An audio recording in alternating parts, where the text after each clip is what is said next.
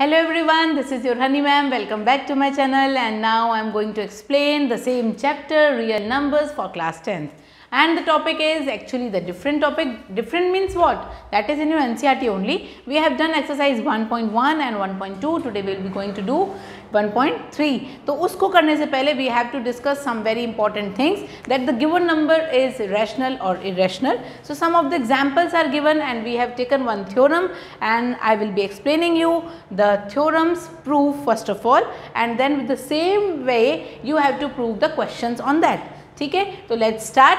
The question is theorem 1.4 का कि √2 is irrational or not. You have to prove this theorem and it is actually irrational and we will be proving with some very perfect ways, steps. ठीक है, तो let us assume कि ये rational है. ये let √2 is rational. अब जब rational है तो we know that कि rational कब होता है? जब p by q फॉर्म में होता है कोई नंबर और where q should not be equals to 0, है ना. ये रैशनल नंबर की बहुत इंपॉर्टेंट कंडीशन होती है. तो अगर मैंने इसको बोला है कि √2 जो है वो क्या है, रैशनल है, तो फिर मैं इसको इक्वेट कर दूंगी a/b से. ठीक है, where I will be transposing this b to √2, तो ये हो जाएगा b√2 is equals to a. अब हमको ये रूट हटाना है क्योंकि रूट का मतलब तो हम इसको परफेक्ट रैशनल नहीं मानते हैं ना, it's not a perfect square और रैशनल. तो क्या करेंगे, हम स्क्वायरिंग बोथ साइड करेंगे. जब स्क्वायरिंग बोथ साइड करेंगे तो हमको क्या मिलेगा, b² और 2 रूट से निकल जाएगा बाहर और that will be equals to a². ठीक है, तो यहाँ तक के हो गया हमारा क्या कि 2b² is equals to a. तो देयरफॉर जो 2 है वो a² को भी डिवाइड कर रहा है. 2 divides a², also 2 divides a. अगर a² को डिवाइड कर रहा है तो a को भी डिवाइड करेगा. Got it. अब next, now take the different integer. We can write, so we can write, we will have या we have what कि a जो है अब इसको ले लो 2c के इक्वल.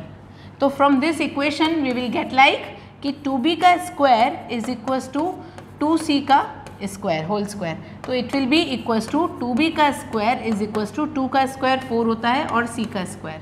ठीक है, तो यहाँ पे भी हमने देख लिया कि क्या है ये 2b² is equals to 4c². अब हम लोग 4c² को और कैसे लिख सकते हैं कि b² is equals to 2c². क्यों, जब ये 2 इधर ट्रांसपोज होगा तो 4 से 2 डिवाइड होगा और 2 बचेगा. ठीक है, तो हियर यू कैन सी कि 2 जो है वो डिवाइड कर रहा है किसको, b² को. सो 2 ऑल्सो डिवाइड्स b, है ना. b² को कर रहा है तो b को भी करेगा. But we can see this, यहाँ पे आप देयरफॉर लिख लीजिए. लेकिन होता क्या है कि b² जो 2 है वो a² को भी डिवाइड कर रहा है, b² को भी 2 जो है वो a² को भी डिवाइड कर रहा है, a को भी डिवाइड कर रहा है और b को भी. तो इसका मतलब है कि जो a और b है वो have at least 2 as a common factor, है ना. 2 इनका कॉमन फैक्टर है. ओके, तो ये इसका कॉमन फैक्टर दोनों का सेम हो गया अगर, तो ये क्या हो गया कि ये कॉन्ट्राडिक्ट है कि दो डिजिट्स का सेम कॉमन फैक्टर नहीं हो सकता अदर देन 1. ठीक है, तो but it contradicts the fact that a and b have no common factor other than 1.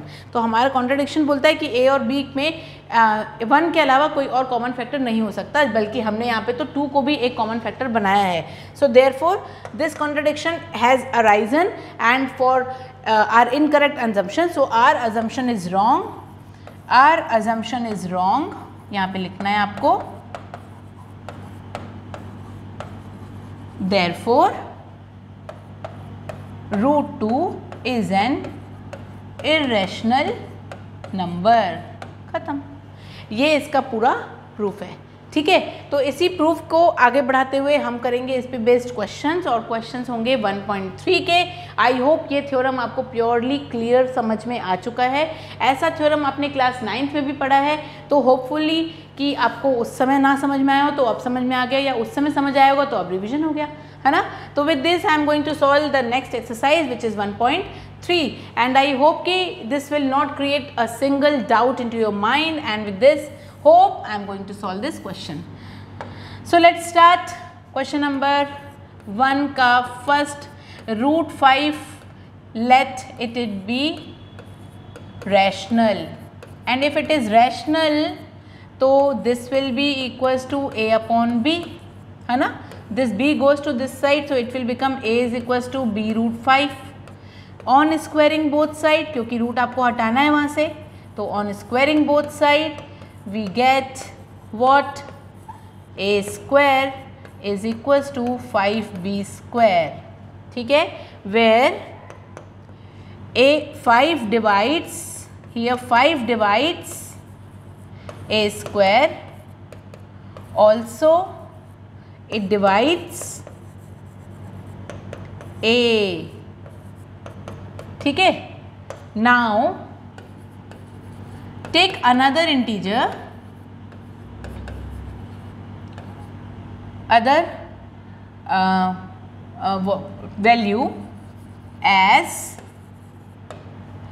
a is equals to which c, 5c.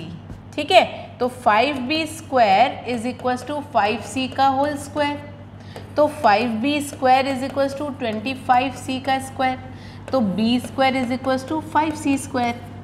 ठीक है, so here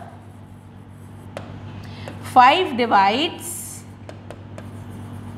b square, also it divides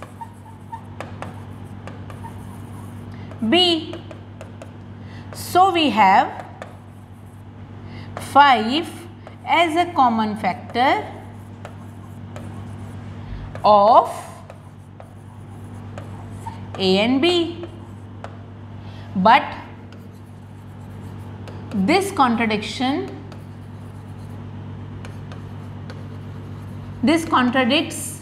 the fact that a and b have only one common factor, one as a common factor,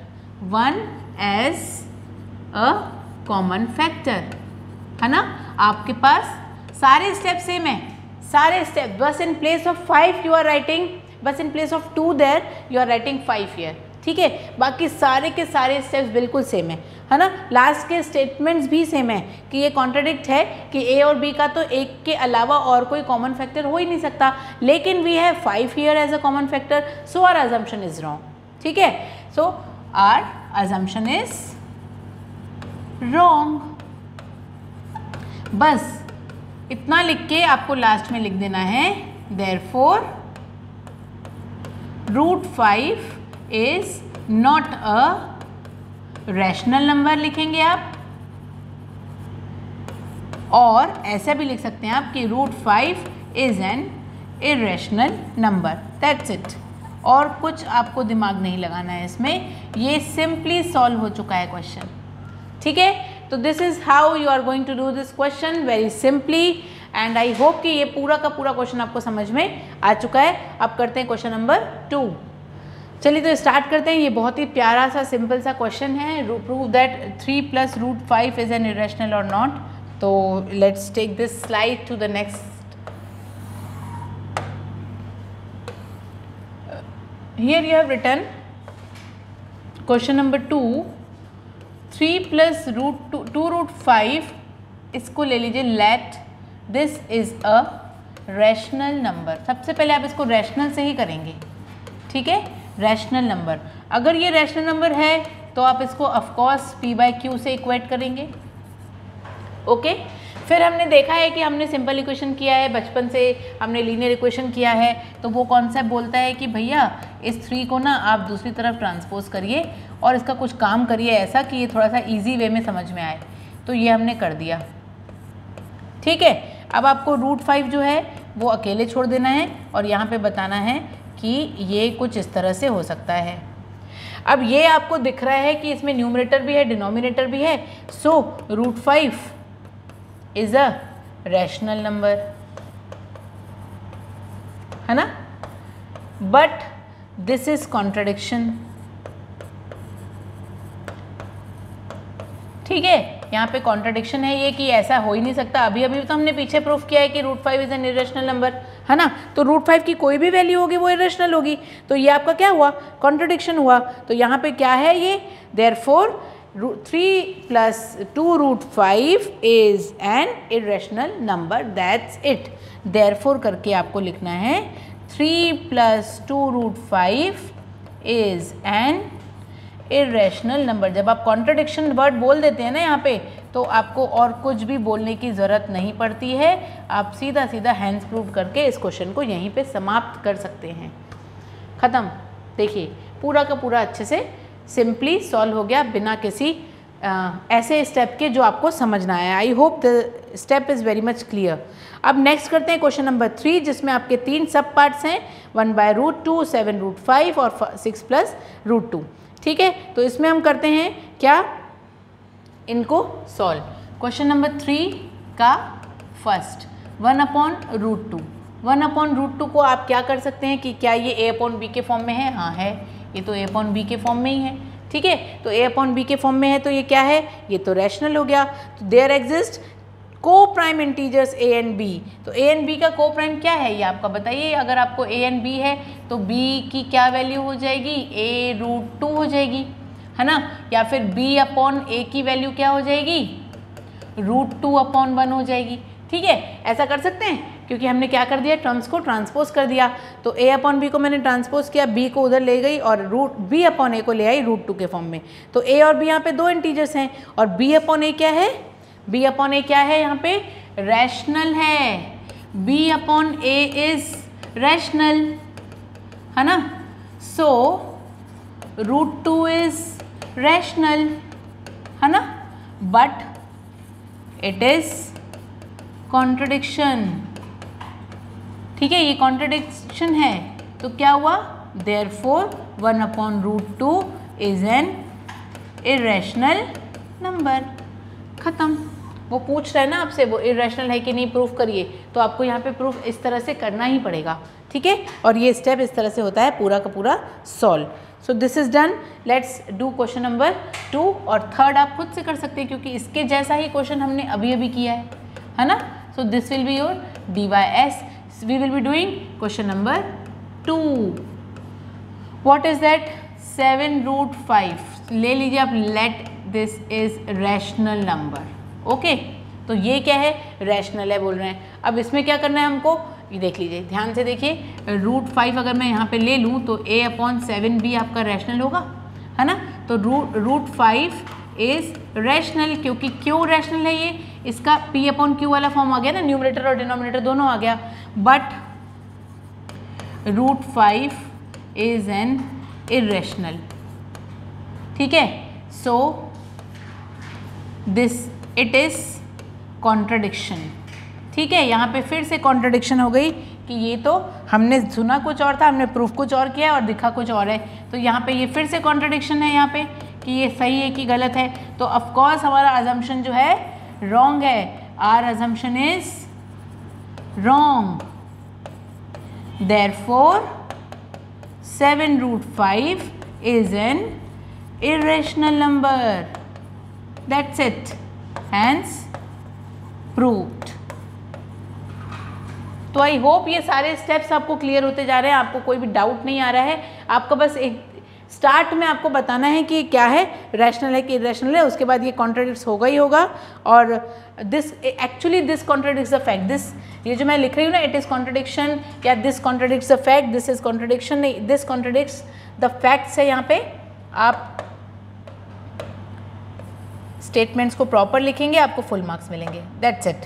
this contradicts the fact, ये fact को contradict करता है, मतलब ऐसा ये scenario लेके आ रहा है कि अरे ये रैशनल भी और इरेशनल भी है, मतलब यहाँ पे कुछ तो गड़बड़ है। तो हम लोगों को ये पता है कि हमने प्रूफ किया है कि रूट की जितनी वैल्यूज़ होती हैं वो इरेशनल होती हैं। ठीक है, और फिर वो इरेशनल हैं तो वो किसी के भी इक्वल होंगी, वो पूरा का पूरी टर्म ही इरेशनल होगी। ठीक है, तो this is the fact which I want to explain you through this exercise and I hope कि all the questions are very much pretty clear to you all. ठीक है, कोई डाउट होगा मुझसे पूछेंगे, जो मैंने DYS क्वेश्चन दिया है उसको आप सॉल्व करेंगे खुद से और मुझसे पूछेंगे कि इसमें कोई डाउट है।